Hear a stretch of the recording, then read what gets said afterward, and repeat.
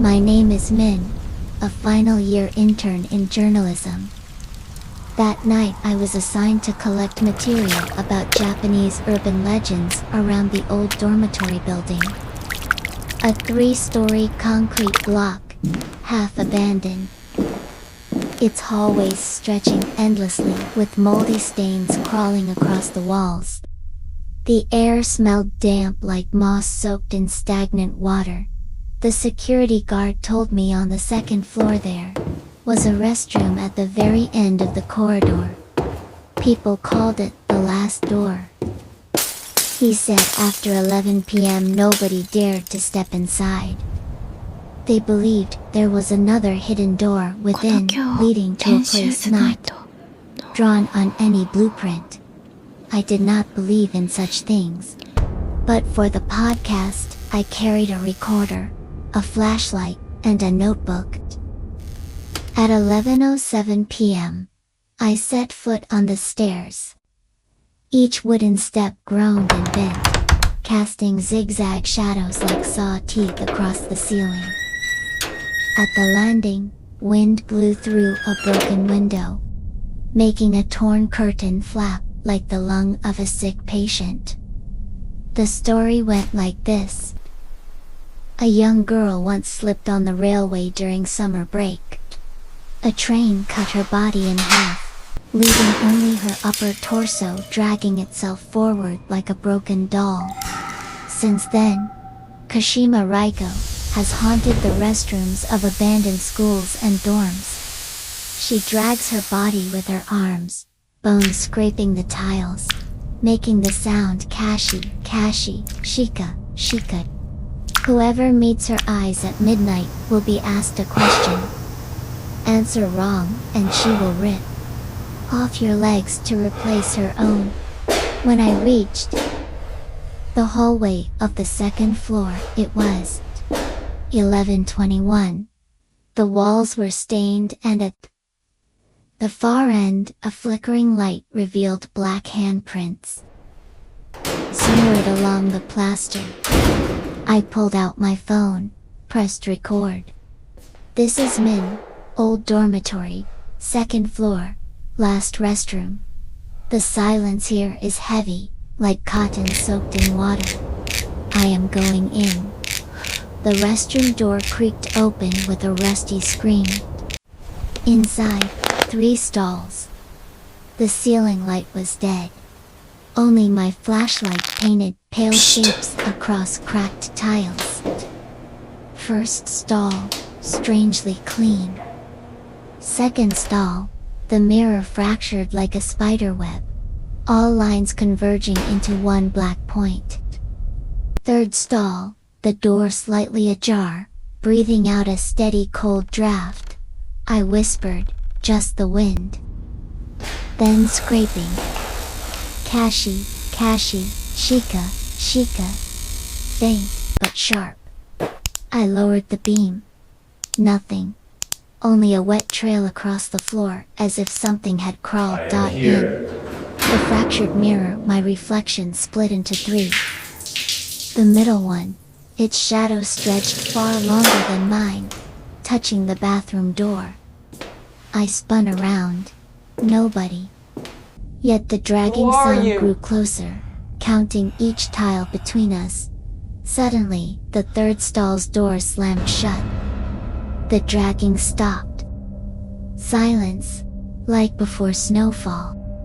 Then a female voice, cracked and hoarse, whispered from behind the wood. Where are my legs? My lungs froze.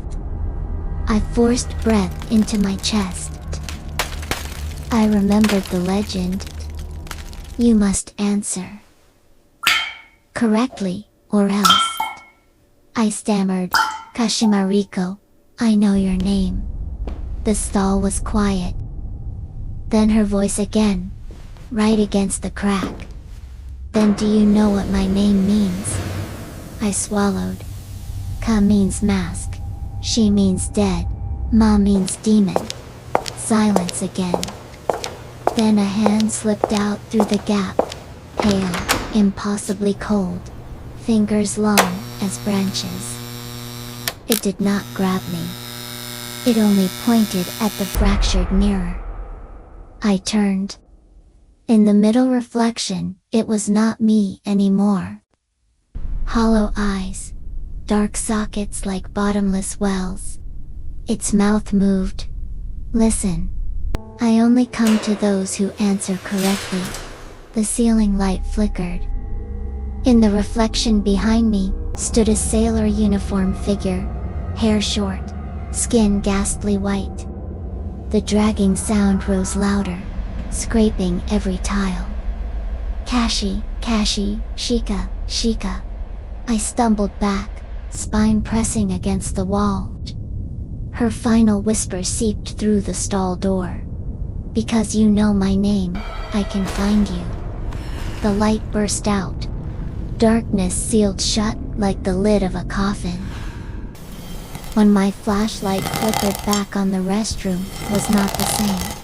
The third stall had shifted, receding deep into the wall, revealing a narrow corridor, black as ink. From far away, came the echo of steel wheels screeching like a train. The air thickened with the scent of rust and rain. No train can be here, I muttered. But the sound grew louder. Then, she appeared. Kashima. Only her upper body, crawling. Her arms hooked against the tiles, nails scratching, making that awful rhythm. Her sailor blouse soaked. Her short hair clung to her skull.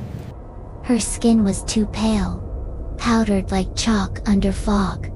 She stopped, lifted her hollow gaze, and asked, "Where are my legs?" I forced myself to answer.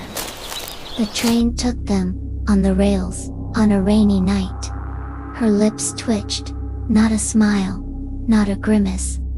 You are retelling my death. I raised the recorder. I want to understand you. Why are you still here? She tilted her head, hair falling like a curtain. Because you know my name.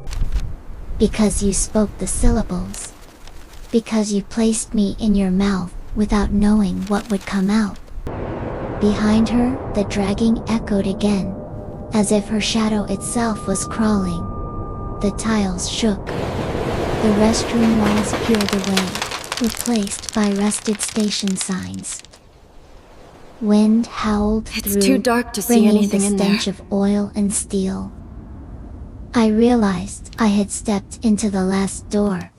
Can you summarize I the key was points of the standing reading on for a us today? phantom railway platform. Well, She crawled to I'm my not side, sure. pointing into the darkness. Could I borrow Where your are legs? my legs? I do not know, I whispered. You really I did not take them. She leaned close. I ask only to know if you can keep your own legs. Those who cannot, I borrow. In the distance, a train's eye of yellow light opened. The rails trembled. Kashima's voice dropped low. That night, there was wind pushing me. One hand tried to pull me back, then let go. Another hand reached, then froze. Then, the wind decided. She looked at me. Have you ever stood on an edge knowing half a step could change everything, yet you backed away afraid? I shivered. Yes. I remembered a day standing on an overpass, staring down at traffic, secretly wishing the wind would decide for me. That memory struck like lightning. She asked softly. Do you know how to spell my name so it cannot be mistaken? I answered. Ka for mask, She for dead, Ma for demon, Rei for spirit, Ko for child. Her hollow eyes glimmered. Correct. Then, here is the final test. What test? I asked. She pointed at my shadow stretched across the rails. When I ask, where are my legs? How will you answer? The legends flashed in my head. Some said at the Mission line. Others said on the train. Some said only Kashima Reiko, but in her gaze, I realized it was not a place. It was an admission. I spoke slowly. Your legs are wherever people let the wind decide for them. On every edge where they failed to hold themselves. The train roared closer. She studied me, then nodded. Tonight, you still hold your own legs. As the train thundered past, she pressed one freezing finger against my forehead. Reality tore apart like a film strip. I collapsed backward and found myself again inside the restroom. The mirror cracked, the wet trail, the flickering light. But on the tiles near my shoes, a fresh handprint pointed outward, like a farewell. I breathed hard, soaked in sweat. In my recorder, my voice was trembling. This is Min. I think I survived. But I froze. In the mirror's middle reflection, it was not me anymore. It was an endless hallway. At the far end, a door slowly opening to another floor. The reflection leaned close to the glass and whispered in a voice not mine, not finished yet. From the window ledge behind me, the dragging began again. Is everything alright? Patient, relentless. Kashi, Shika. My phone buzzed. A message from my roommate. You done yet? 11:58 p.m. The guard is about to lock the gate. I grabbed my bag. But when I reached the restroom's doorway, my legs froze. My body moved, but my shadow stayed inside, stuck like tar dot. Then from the mirror's cracks, another voice spoke.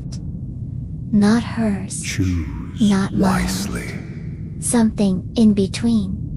If you leave, you keep living your life. If you stay, you will learn the rest of the story. I stared at my reflection. If I stay, what is the price? The cracked mirror rippled. A phantom train slid past, its carriage empty except for Kashima. Her torso rested on a hospital gurney. She was not looking at me. She was staring at my legs with hunger. Her whispers slithered. The price is knowing why people lose their legs. Not just trains. Not accidents. It is hesitation. The moment hands freeze and it is too late. Images Have you burst ever into hesitated? my head. Rainy platforms, slipping shoes, hands reaching but stopping short. A storm of hesitation. That was the true killer. She turned to me. Have you ever hesitated? My chest ached. Memories stabbed me.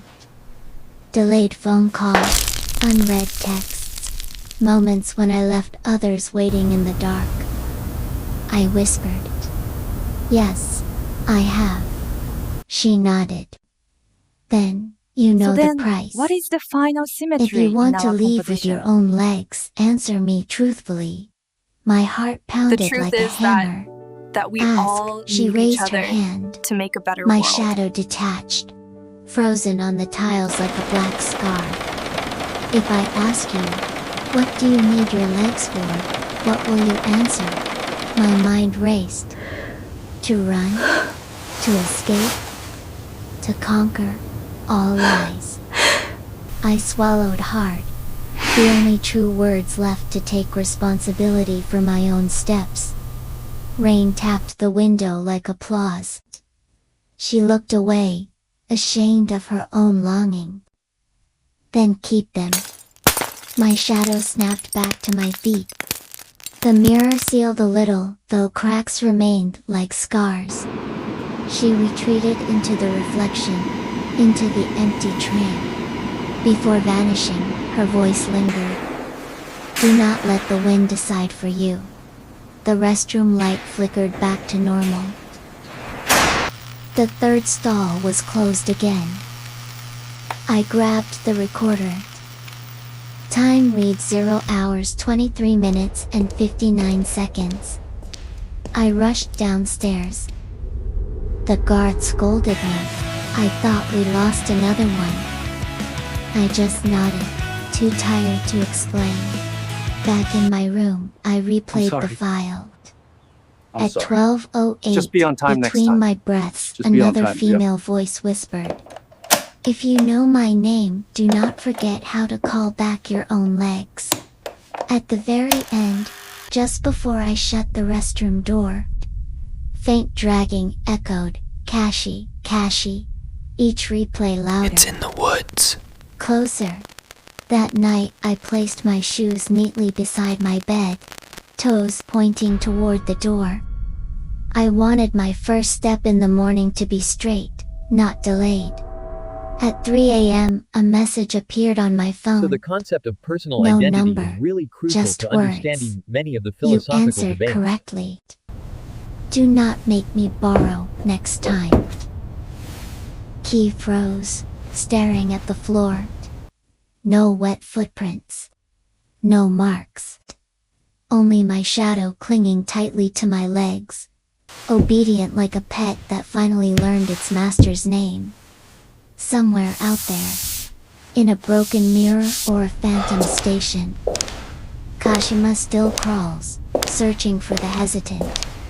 But tonight in my room, the final door is shut, and I understood. Legs are not for running from fear, but for stepping through it. When dawn came, I dreamed of a slow train gliding through the city. Its doors slid open. Inside was empty except for a single note taped to the glass. When she asks, "Where are my legs?" remember? They are wherever you choose to stand. I woke, my toes against the cool floor. Morning wind, gentle. I stood. I stepped.